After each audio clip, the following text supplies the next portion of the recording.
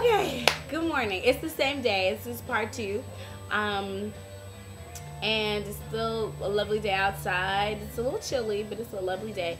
Okay, I made a part 2 because after I recorded part 1, I realized there was something that I really wanted to say. Oh, by the way, these are orange earrings. They kind of are blending, so you can't really see, but these are orange earrings. Some people always ask me, like, what is going on? It's an orange earring.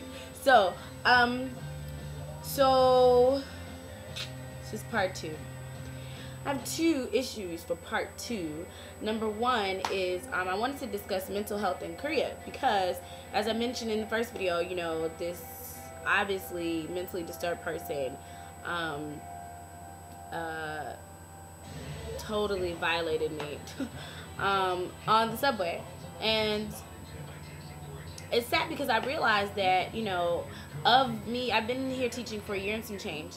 And since I've been here, that I have had numerous kids that actually needed intervention, medical as well as psychological intervention, and didn't get it because here in Korea, society and how you look, your outward appearance is so important, to the point that women obsessively like there's so much makeup, like makeup and eyeliner, and you know, they draw on their eyebrows. They do all this they make themselves all the way up extreme to fit in. It's not to stand out, actually. It's to fit in. You know, in the States, when we do it, we want to stand out and show our own individuality. But here, it's to blend in because everybody's doing it. You know, there are people who, you know, don't have a dime to their name, but, you know, they're driving the flyest car that they're up to their eyeballs in debt to pay for every month.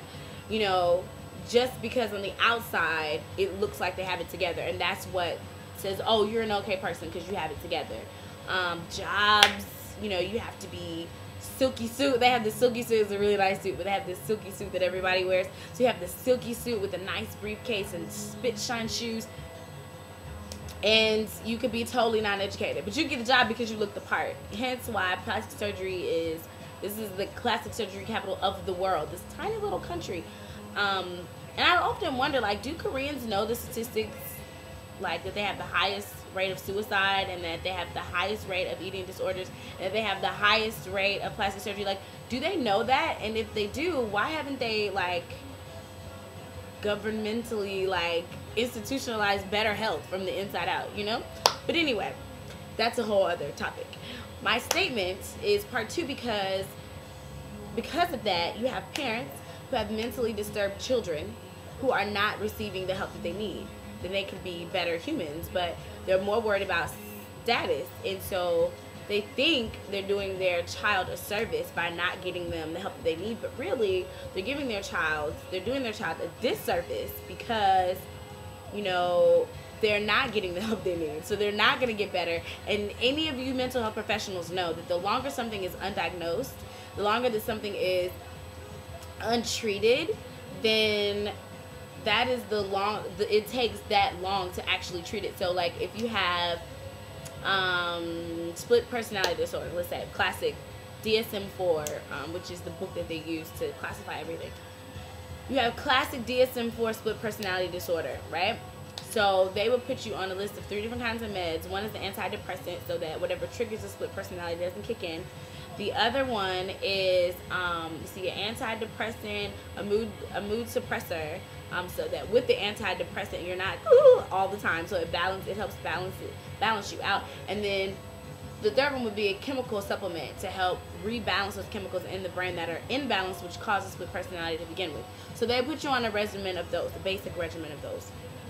But if you're showing these symptoms at 10 years old, and from 10 to 25 you go untreated, that's 10 years. At 10, if they would have started the medication, it would have gone in your system and started to have a visible result, an optimal result, maybe in about a year's time. We'll give or take a couple months, a year's time. If it's a regular, consistent basis and it's in your stream. Now, that's if you do it at 10 when you first show signs. 10 years later, undiagnosed. If it takes a year when you first show signs, how long do you think it's going to take 10 years later? It's going to take a while. I mean, you'll be taking the medicine, but you'll still be, you know, split personality. So I feel like the social work and clinical intervention is not really up to par here, and it's because of status, and that saddens me when I teach kids, and it's clear that they need medicine, and it's clear that if not medicine, they need to be seeing a weekly counselor, and they're not getting it because it looks bad. That really saddens me. So after the fact, I thought about that, like, is this person untreated because status-wise, you know, their family didn't want to take that burden on? So it was difficult, a bittersweet. I think because of my training, I kind of took that into consideration, that okay, maybe this situation is bad because it was mishandled. So that's the end of my rant. I really hope that mental health becomes what it can, and is also one of the wealthiest countries in the world. And I feel like you know, for as many middle class as they seem to have around here, of course I don't know the statistics, but obviously they have far more middle class seemingly than the States, also because it's a small concentration of people. But I just feel like mental health could be so much further than where it is. At my church we have we call it Love Sunday, and we have families with mentally and physically handicapped children. We get special services for them.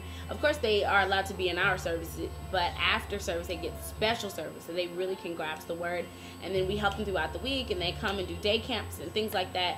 And the parents are so encouraged, because society has already shunned them for keeping their mentally challenged children, mentally and physically handicapped and challenged children. So to get that type of support, and I also work with the disabled out at Honda Heavy Industries. They have a wheelchair basketball team, which also includes mentally handicapped. And so just working with them, you know, they're totally blown away that somebody who's not mentally handicapped or doesn't have anyone mentally handicapped connected to me would want to help. That's how far distant it is in this country. They're totally blown every time. Like, why do you volunteer? Why? How could you do that? And you don't have anybody, you know, you don't have a brother or a family member. And it's like, because it's the thing to do.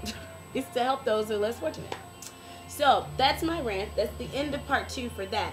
But I also want to talk about my wife and kids. Okay, that was the end of part 1. This is totally not connected at all. And maybe it is connected a little bit, because as I was talking to my friend about what happened, she was sharing, well, maybe it's the perception that media has with black people, why it seems like you're always attracting the old drunken people. Because, so that happened day before yesterday. That happened Monday. So Monday was the masturbation issue. Tuesday, there were these 2 guys. No, wait. Okay, just kidding. When Tuesday was masturbation, Monday was the one guy, and he was yelling at me across. We were face to face on the subway. It's official. I'm a subway rat, by the way. I live in the subway.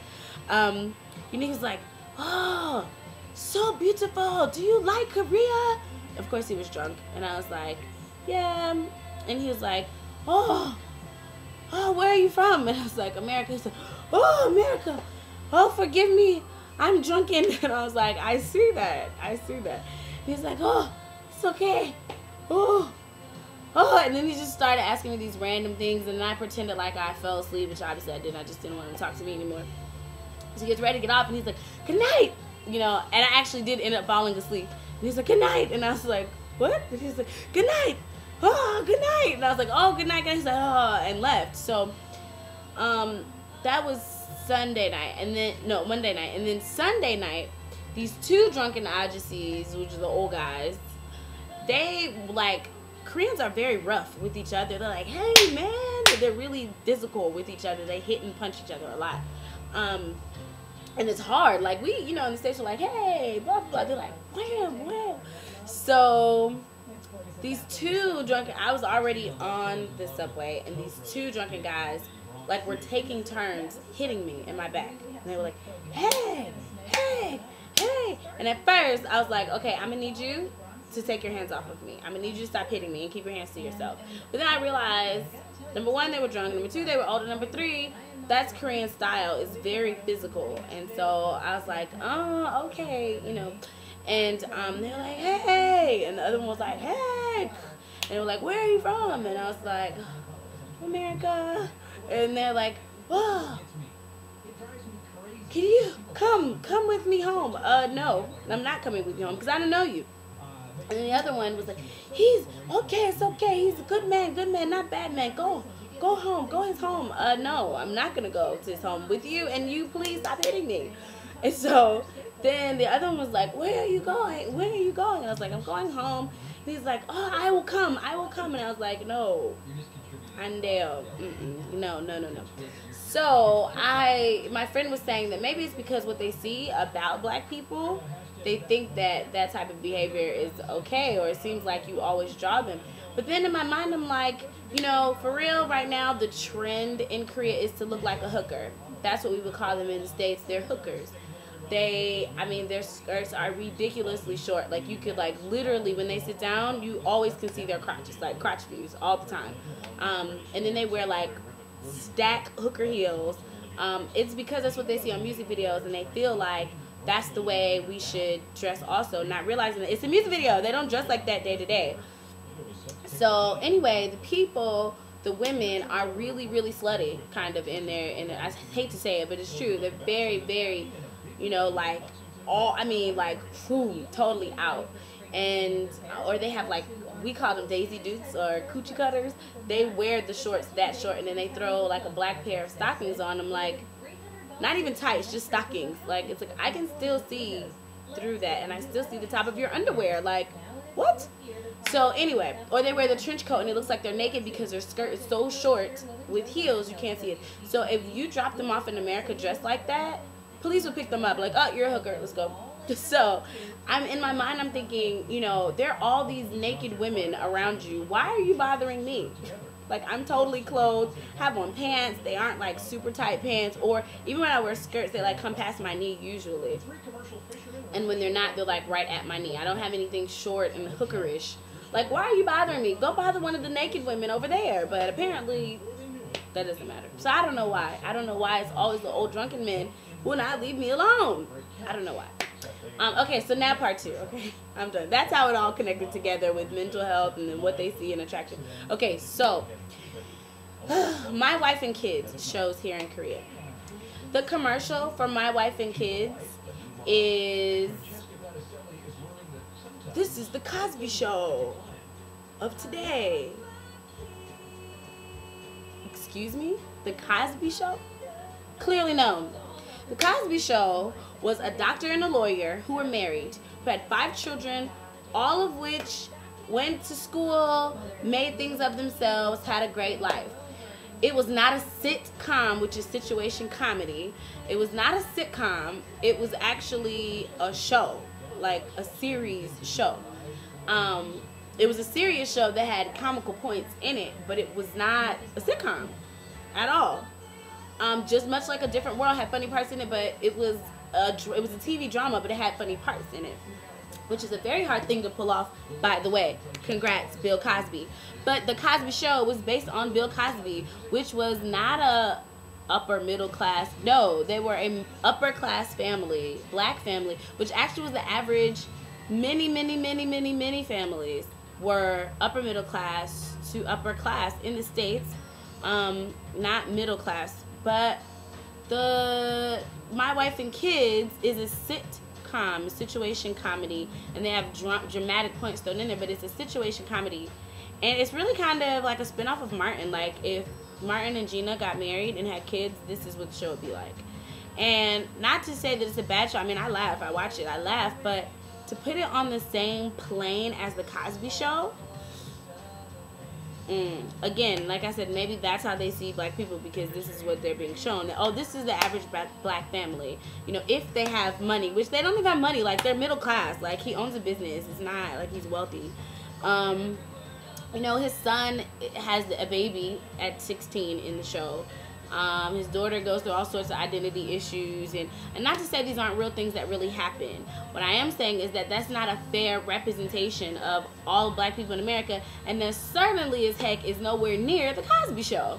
But that's their commercial, and they run it. It runs like every hour. Like, oh, watch America's new Cosby Show. Who said that's America's new Cosby Show? Who said that? I certainly didn't say that. And the people who were Cosby fans like me, and the people who grew up on the Cosby Show and on A Different World, you know that My Wife and Kids is, which is closer to Martin, is not at all in the same bracket as the Cosby Show. So that's my rant. I just wanted to say that. Like, the glimpse of black people they see, this is the Cosby Show. No, it's not the Cosby Show. It's not even close.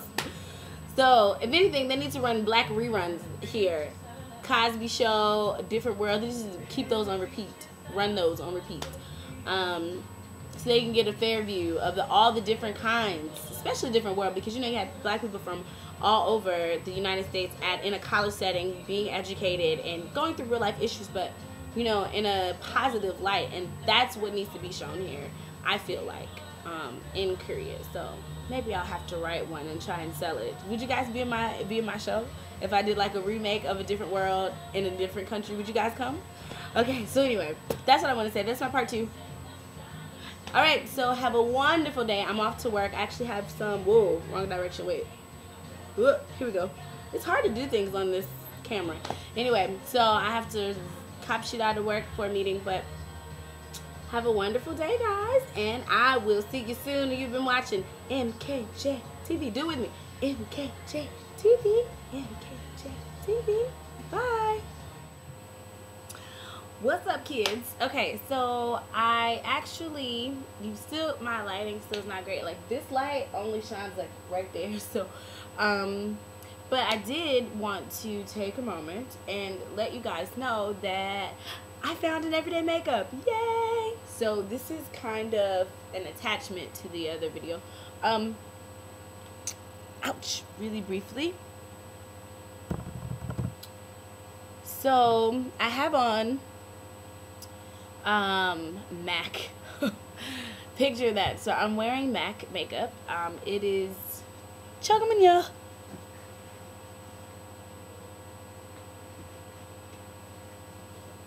Which I recently learned that Chogamanya, although myself and Jax, we say it regularly, it's actually not the word. It's like Chogamanya or something like that. But Chogamanya sounds funny. It sounds better. So I like saying it. So this is the MAC that I'm using right now. Studio Sculpt Foundation. My color. Picture that. And it takes me like 5 minutes. I literally was like on my way out the door, and then so then what am I talking about? Right, so then I just threw on some mascara. These are actually my lashes. I have Koreans ask me often, are these mine? These are definitely my lashes. I'm trying to get close so you can see. I just threw on some mascara. I've tried the whole eyeliner bit, but I don't really see the point.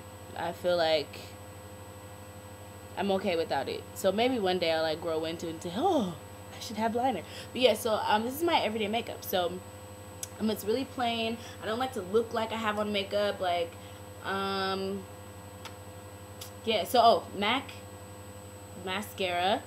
And so I by accident started doing this, but I love it now. So I take, mainly light purple is my favorite, but I take different colors and just kind of line underneath my eyebrows and then just blend it down into my skin. So it just kind of adds a funky little highlight to my makeup. As you can see, it doesn't stand out. It's not like, ooh, she's got purple on her face.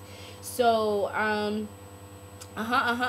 this is my everyday makeup. So let me know what you think. Before, I don't know if you guys can tell, but before it was a lot more red, and I have red undertones naturally, so it made me look really red, which was striking, but not necessarily the best. I think this kind of tones down my red, and you can see a little more of my yellows and my olives, which are cool. I love those earth tones that I have naturally in my skin. So even though I have on foundation, you can it still brings out my unders.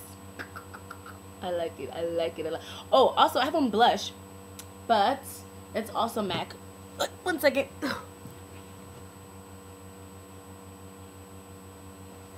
the whole look together for you. All right.